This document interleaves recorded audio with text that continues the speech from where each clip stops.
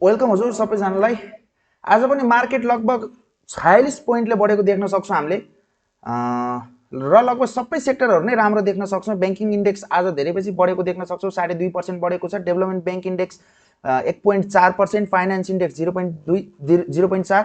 Finance चाहिँ त्यस्तो बढ्न सकेन। हिजोको कुरा गर्छौँ भने हिजो मोमेन्टम देखेको हामीलाई याद छ। हिजो मार्केट जब सुरुमा मार्केट स्टार्ट भयो त्यो टाइममा चाहिँ फाइनान्सले चाहिँ लिड गरेको देखेको थियौँ हामीले। 3.5%, 4% पनि बढेको थियो हो। त्यसपछि अलिकति त्यसमा त्यो सेक्टर काम डाउन भयो, त्यसपछि अरू सेक्टरले लिड गर्न थाल्यो, जस्तै कि माइक्रो फाइनेन्स। तर फाइनान्स इन्डेक्स चाहिँ हेर्छौँ भने पनि हिजो एकुमुलेसन धेरै देख्न सक्छौँ। त्यो हिसाबले हेर्छौँ भने आज सप्लाई थिएन। मार्केट घट्ने टाइममा पनि यो सेक्टरमा सप्लाई चाहिँ त्यस्तो देखेको थिएनौँ है त। भनेपछि के हुनसक्छ त्यो विषयमा अगाडि कुरा गर्छौँ। होटल एन्ड टुरिज्म सेक्टर लगभग 7% बढेको छ र यसले चाहिँ आज लिड गरेको देख्न सक्छौँ हामीले। त्यो सँगसँगै investment sector 2.5%, manufacturing and processing 5%, micro finance index 1.5% र अरूहरू लगभग सबै इन्डेक्स ठिकै बढेको देख्न सक्छौँ। र अन्तिम मोमेन्टमा चाहिँ लाइफ इन्सुरेन्स र नन लाइफ इन्सुरेन्सले पनि केही गेन गरेको देख्न सक्छौँ। जबकि लाइफ इन्सुरेन्स 3% र नन लाइफ इन्सुरेन्स 2%ले बढेको हामीले यहाँ हेर्न सक्यौँ।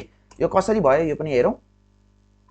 र टप गेनर्समा लगभग सबै स्टकहरू म्यानिपुलेटेड स्टक्सहरू नै छन्। कतिपय अब ह्याथी अझै पनि कन्टिन्यू भइरहेको छ। अब जब यसको न्युज पनि आयो, डिभिडेन्ड डिक्लेयर गर्यो, सिबमले डिक्लेयर गर्यो, त्यसै एनआरएम पनि अझै सर्किट लेभलमै कारोबार भइरहेछ भनेपछि अब चाहिँ न्युजहरू पब्लिस भइसकेको हुनाले अब त्यत्रो ठुलो र्याली देखिँदैन कि भनेर चाहिँ हामीले एक्सपेक्ट गर्न चाहिँ सक्छौँ है।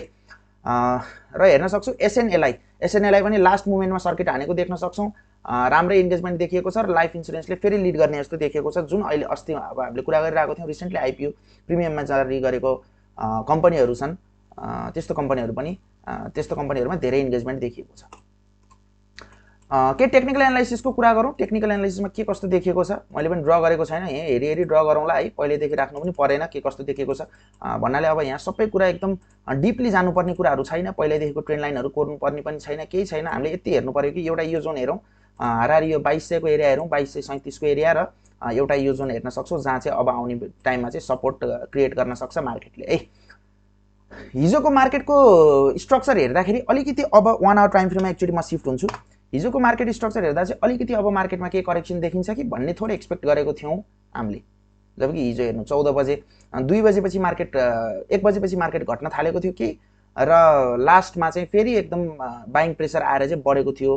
2 बजेदेखि घट्न थालेको, अन्तिममा अलिकति बाइङ प्रेसर चाहिँ आएको थियो। पोजिटिभ 37-38 पोइन्टले नै गेन गरेर मार्केटले क्लोज गरेको थियो। तर आज केही सप्लाई आउँछ कि भनेर धेरैजनाले भनिराख्नु भएको पनि हामीले देख्यौँ। तर त्यस्तो नहुन सक्ने सम्भावना पनि धेरै हुन्छ भनेर मैले हिजोको भिडियोमा पनि तपाईँहरूलाई केही भनेको थिएँ। किनभने मार्केट लगातार बढ्न सक्छ, मार्केटमा मनी फ्लो भइरहेछ, इन्जेक्ट भइरहेछ क्यास यस्तो तरिकाले इन्जेक्ट भइरहेको टाइममा मार्केट तल झर्छ भन्ने हुँदैन। किनभने त्यो अनुसारको सप्लाई नै आउँदैन। जुन हिसाबको एकुमुलेसन भइरहेछ त्यो अनुसारको सप्लाई आएको हुँदैन। होला एउटा केही हेल्दी करेक्सन हुनुपर्ने हो, मार्केटको प्राइस राम्रो तरिकाले गएको छैन भनेर त्यसरी चाहिँ एक्सपेक्ट गर्न चाहिँ सक्छौँ। तर त्यो भन्दैमा मार्केटमा हामी इन्ट्री नै नगरिकन त्यही कुरेर बस्ने भन्ने कुरा पनि हुँदैन। सेक्टर रोटेसन भइरहेछ, तर सेक्टर पनि डिफ्रेन्ट तरिकाले रोटेट भइरहेछ अहिले। पहिला जस्तो तरिकाले एउटा सेक्टर अथवा दुईटा सेक्टर 2-3 दिन बढ्ने अनि त्यसपछि हामीलाई फेरि त्यहाँबाट शिफ्ट हुन दिने मौका आउँथ्यो जुन पहिला, त्यस्तो खालको आएको छैन अहिले। आज एउटा सेक्टरले लिड गर्छ, भोलि अर्को सेक्टरले, पर्सि अर्को सेक्टरले। अनि कुनमा छिर्ने त हामी? अब आज एउटा सेक्टर लिड गरिरहेछ भने त्यो सेक्टरमा हामी छिर्न लाग्दाखेरि त त्यो सेक्टर त अलरेडी 6-7%, 7-8% बढिसकेको हुन्छ। भनेपछि त्यता गएर भए त फेरि भनेपछि भएन नि, अलिकति भएन। अलिकति लङ टर्म हप्ता 10 दिनको टाइम फ्रेम हेर्छौँ भने त ल आज किन्यो, भोलि पर्सि नबढे पनि फेरि निको पर्सि आउने दिनमा चाहिँ बढ्ला भनेर एक्सपेक्ट गर्न चाहिँ सक्यो। नभए कस्तो स्ट्राटेजी लाउन सक्यो? आज लगभग सबै सेक्टरको पालो आइरहेको रहेछ भनेपछि नबढेको सेक्टर कुन छ त त्यो सेक्टरतिर जानु पर्यो। जस्ट फर इक्जाम्पल आज नबढेको सेक्टर कुन थियो? दिउँसोसम्ममा लाइफ इन्सुरेन्स र नन लाइफ इन्सुरेन्स देख्न सक्थ्यौँ हामीले। लाइफ इन्सुरेन्स र नन लाइफ इन्सुरेन्स पछि यसले पनि लिड गर्यो। हिजो पनि बढेको थिएन, ख्याल गर्नुभएको थियो होला, कुरा पनि भएको थियो हिजोको भिडियोमा पनि। लाइफ इन्सुरेन्स र नन लाइफ इन्सुरेन्सले को सेक्टर अझै बढेको छैन र अब आउने दिनमा फेरि यसले लिड गर्न सक्ला। हाइड्रो पावर डेभलपमेन्ट बैंक धेरै बढिसकेको छ, अलिक कम बढ्ला र त्यस्तै भएको छ, अलिक कम बढेको छ। फाइनेन्स इन्डेक्स हिजो सुरुमै बढ्यो तर आज बढेन। किन भइरहेछ? रेगुलर सेक्टर शिफ्ट भइरहेछ। होटल इन्डेक्स 81 बढेको छ आज, अब भोलि बढ्छ कि बढ्दैन थाहा छैन। हिजो माइक्रो फाइनेन्स इन्डेक्स 81 बढेको थियो, आज खासै बढ्न सकेको होइन। 1.5% भनेको धेरै इन्गेजमेन्ट देखिएको चाहिँ छैन। भनेपछि अब भोलिको लागि अब हेर्दाखेरि चाहिँ कुन सेक्टर बढेको छैन आज? हाइड्रो पावर इन्डेक्स एउटा, अर्को फाइनेन्स इन्डेक्स र लाइफ र नन लाइफ पनि लास्ट मोमेन्टमा इन्गेजमेन्ट देखिएको हुनाले सुरुमा लाइफ नन लाइफले लिड गरेर पछि फाइनेन्स र हाइड्रो पावरमा त्यो पार्टिसिपेसन देखिन सक्छ। यो दुईटा इन्डेक्सलाई चाहिँ वाच गर्नु पर्यो। आजै इन्ट्री गरेको भए पनि ठिक छ, गर्न सक्नुहुन्थ्यो, किनभने धेरै नबढिसकेको हुनाले र करेक्सन अलरेडी 1-2 दिन भइसकेको हुनाले भोलि मार्केट डाउन नै भयो भने पनि ह्युज सप्लाई चाहिँ आउँदैन यो स्टकहरुमा। अरूहरु प्रोफिट बुकिङ गर्नुपर्ने सेक्टरमा आउन सक्छ भनेर त्यसरी देखिएको छ है त। अब भोलि पनि मार्केट ओपन भएपछि बाइ नै गर्नु हुँदैन भनेर चाहिँ बस्नु परेन हामीले। कुनै त्यस्तो खालको केही देखियो इन्ट्री गर्नुपर्ने जस्तो पोजिसनहरु देखियो भने लिन सक्छौं। यो इन्डेक्सलाई हेरेर अब रेगुलर हाईका हाई बनाएर मार्केट गइरहेछ, कतै सपोर्टै छैन, अब त धेरै गइसक्यो, रिस्क धेरै छ, रिवार्ड थोरै छ भनेर जान पनि परेन। मार्केट हेर्नुस् बटममा छ, मार्केट जानुपर्ने ठाउँ धेरै छ र बल्ल यस्तो फ्लो आइरहेको बेलामा, यस्तो इन्गेजमेन्ट आइरहेको बेलामा डराउनु पर्ने कुरा हुँदैन हो। अब किन्दाखेरि क्वान्टिटी घटाएर किन्नुपर्छ, त्यो आफ्नो ठाउँमा छ। अनि एकदम रोजेर किन्नुपर्छ, सेक्टरहरु पनि स्टकहरु एकदम रोजेर। अब धेरै नै बढिसकेको सेक्टरतिर पनि जानु भएन। आफूसँग भएको स्टक अलरेडी प्रोफिटमा भएको स्टकहरु चाहिँ केही हामीले प्रोफिट बुक गर्न सक्छौं बढेको बेलामा, घटेको बेलामा फेरि त्यही स्टकहरु एभरेज आउट चाहिँ गर्न सक्यो के। धेरै कित्ता छ भने थोरै कित्ता थप्दै जाने, त्यसले त केही फरक पर्दैन। घाटा नै हुने भयो भने पनि एउटा पिक टाइममा चाहिँ एउटा त्यो स्टकमा लास्टमा किनेका थियौं कुनै, हामीले त बढिराख्दा क्वान्टिटी घटाएर किनिरहेछौं नि त, भनेपछि माथिल्लो एरियामा कुनै दिन त सप्लाई आउँछ, त्यो दिन त हामीले देख्दैनौं। तर यसरी बढेको स्टकमा एक दिन अथवा 2 दिन चाहिँ ठूलो सप्लाई चाहिँ आउँछ भनेपछि ड्रास्टिक चेन्ज हुन्छ, त्यहाँ प्राइसको ड्रास्टिक फ्लक्चुएसन हुन्छ। लगभग 15% को फ्लक्चुएट हुन सक्छ प्राइस। सुरुमा सर्किट हानेर पछि -5% हानेर पनि क्लोज हुन सक्छ भनेको त्यो 15% भनेको त ठूलो चेन्ज हो नि त। त्यसैले थोरै कित्ता गर्दै थपिरहेछौं मार्केट बढ्दाखेरि पनि भने हामीले अन्तिममा किनेको स्टकको थोरै क्वान्टिटी लिएको हुन्छौं र त्यो क्वान्टिटीमा हामीलाई घाटा हुने हो नि त। पहिलाको स्टकहरु त प्रोफिटमै रन भइरहेको हुन्छ र पहिला धेरै क्वान्टिटी त त्यो टाइममा केही प्रोफिट बुक गर्न पनि सकियो। थोरै क्वान्टिटीको घाटाले त हामीले मजाले कभर गर्न सक्छौं। पहिलाको प्रोफिटहरुले गर्दाखेरि लार्ज क्वान्टिटीमा भएको प्रोफिटले थोरै घाटा त कभर गर्न सकियो। भनेपछि त्यस्तो हिसाबले सोच्नु होला। र अरु कुरा हेर्नु पर्दा ठीक देखिएको छ, मार्केटमा भोल्युम राम्रै आएको छ। 1 आवरमा हेर्दाखेरि पनि first, second, third, fourth, last आवरमा झन् ठूलो भोल्युम आएको छ र एकदम बुलिश माराबुजु क्यान्डल बनेको छ। र यो क्यान्डलले के संकेत गर्छ त, भोलि पनि मार्केट चाहिँ फर्स्ट आवरमा चाहिँ लिड गर्छ होला भन्ने कुरा देखाउँछ। एकुमुलेसन युज भएको नै देख्न सक्छौं हामीले है। यो केसमा त्यस्तो छ, सबै कुरा राम्रै देखिएको छ। अब यस्तो टाइममा मार्केटमा जब लङ पोजिसन हुँदाखेरि मात्र हामीले कमाउन सक्छौं, बढेको बेलामा मात्र कमाउन सक्छौं। यस्तो मार्केटमा सपोर्ट कहाँ छ भनेर मात्र खोजेर पनि हुँदैन, फ्लो अनुसार जान सक्नुपर्ने हुन्छ। ब्रेकआउट भएकै स्टक बाइ गर्नुपर्छ भन्ने पनि हुँदैन। कहिलेकाहीँ अब त्यो कुराहरु ब्रेकआउट भएकै स्टक बढिराकै छ भन्ने पनि छैन नि त। आफ्नो तरिकाले बढिरहेछ मार्केट, लगातार बढिरहेछ। कोही बटम लागेको स्टक बढिरहेको छ, कोही ब्रेकआउटमा भएको स्टक, ब्रेकआउट दिइसकेको स्टक पनि कोही घटेको छ। भनेपछि सबै कुरा टेक्निकली मात्र नहेरौं, मार्केटको स्ट्रक्चर बुझ्न खोजौं, सेन्टिमेन्ट बुझ्न खोजौं र यसरी जान सक्छौं है। भनेपछि अब के गर्नु पर्यो त हामीले, अब भोलितिर कस्तो खालको स्ट्र्याटेजी लाउनु पर्यो। हिजो आजको कुरा हेर्दाखेरि सेक्टर शिफ्ट भइरहेछ। अब अलिकति डराउनु पर्ने बेला चाहिँ आएको छ, अलिकति डराउनु पनि पर्छ। 1 दिन 2 दिनको क्विक ट्रेडर्सहरुको लागि भनेको, नभए त ओभरअल मार्केटमा डराउनु पर्ने केही छैन। यत्रो क्याश देख्नु भएको छ नि, यो इन्जेक्ट भइरहेछ मनी, यो छिरिरहेछ नि त मार्केटमा।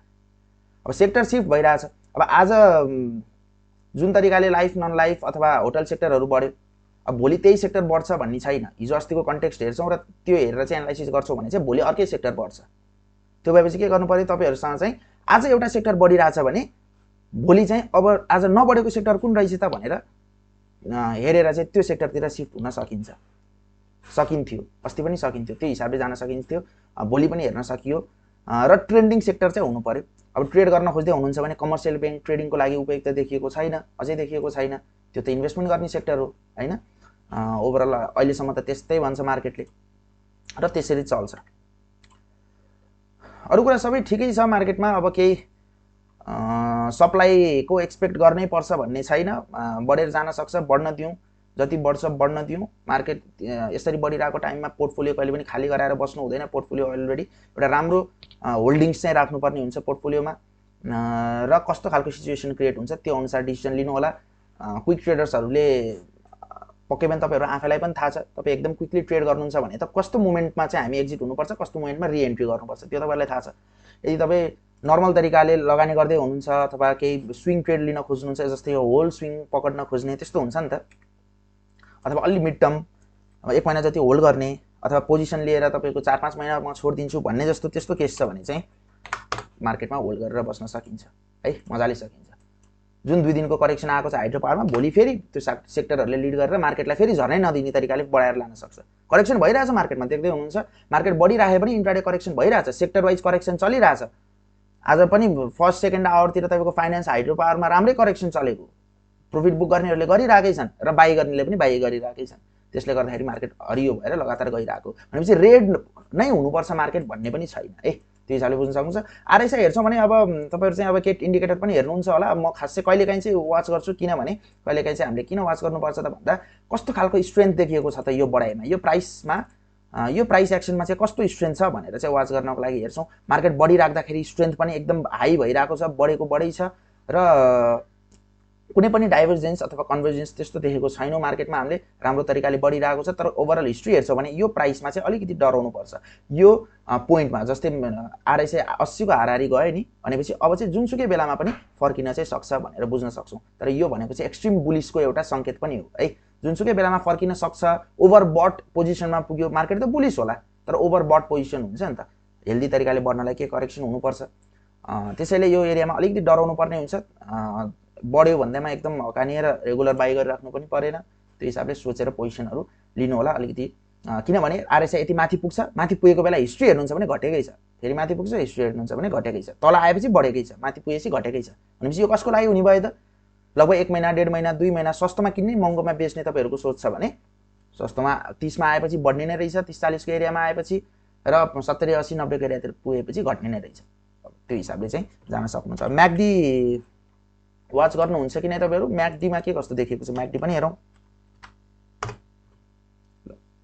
म्याकडी हेर्नु पर्दाखेरि म्याकडीमा पनि बाई सिग्नल भ्यालिडै छ।